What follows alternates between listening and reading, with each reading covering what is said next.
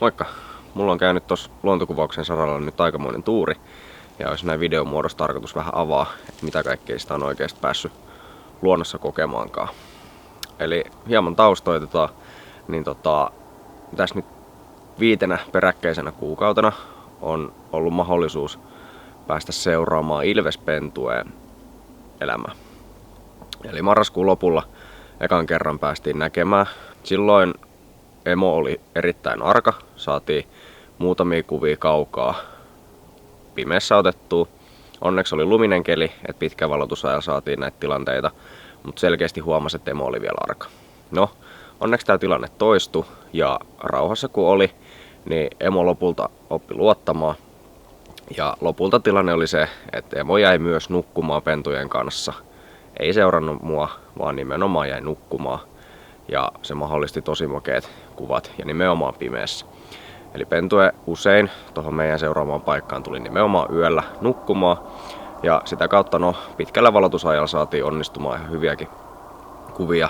Mutta onneksi muutamaan otteeseen päästiin myös päivänvalolla tapahtumiin, jolloin tuli esimerkiksi tämmönen kiva video, missä pentu sitten loikkaa saaliin perään. Tässä tapauksessa harjoitteli mustarastalla, ei tosin saanut kiinni, mutta hieno tilanne saatiin siitäkin.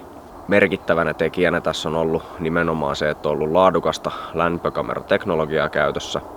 Mulla on itsellä ollut käytössä Swarovskin viimeisimpiä tuotteita lämpökuvantamisen puolelta ja ne on ollut nimenomaan se mahdollistava elementti, että on yöllä löytänyt ensinnäkin nämä eläimet ja sitten päässyt lähestymään eläinten ehdoilla ja vielä, että on saanut sommittelut kuntoon ennen kuin on lähtenyt tarkentamaan. Eli pimeässä tarkennukset on joutunut vetämään käsin ja esimerkiksi kontrastia, mitä on löytänyt heiniä ja lunta apuna käyttää, niin sitä kautta on sitten tarkennettu nämä. Mutta se, että me ollaan nimenomaan lämpökameroiden avulla löydetty kohdat, missä esimerkiksi ei ole oksia edessä valmiiksi tai heinikkoa, niin silloin on mahdollistettu sitten itse toiminta. Hienoihin tilanteisiin on päästy. Viimeisimpänä tuossa taannoin oli tilanne, jossa pääsin lähestymään yhtä näistä pennuista. 2 tuntia lähestyin, josta sanotaan se tunti 55 minuuttia pentu vaan nukku. Toki hieno tilanne, että pääsee kuvaamaan nukkuvaa ilvestä kuuvalossa, mutta siinä sitten tuli mielenkiintoinen tilanne, että mä tosiaan pimeässä kuvasin. Sitten alkoi selkeästi kuulumaan ääniä, että nyt lähestyy jotain. En tiedä mitä tapahtui, mutta lämpökameralla sitten käännyin katsomaan. Näkyy, että sieltähän on rusakko lähestymässä. No, rusakko kun lähestyi jostain syystä ilvestä. Tämä nukkuva ilves sitten heräsi, valpastui, nousi ylös ja siinä en saanut klippejä, mutta näki selkeästi, kun ilves lähti hakemaan pitoa tassuihinsa, että nyt lähtee jahtaamaan.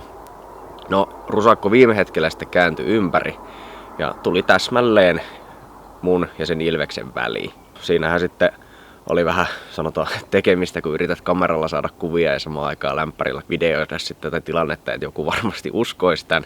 Lopputulos oli ihan hyvä.